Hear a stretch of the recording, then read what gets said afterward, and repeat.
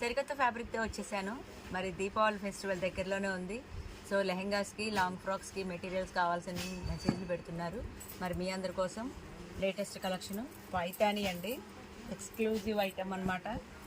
చూసారు కదండి ఎంత బాగుందో. అసలు పైతాని చూసారా, అసలు చాలా డీటెయిల్డ్గా ఉంది. ప్యూర్ పట్టు ఫ్యాబ్రిక్ ఇది, కాంజీవరం బార్డరు, కంచి బార్డర్స్ పైతానీలు అనమాట.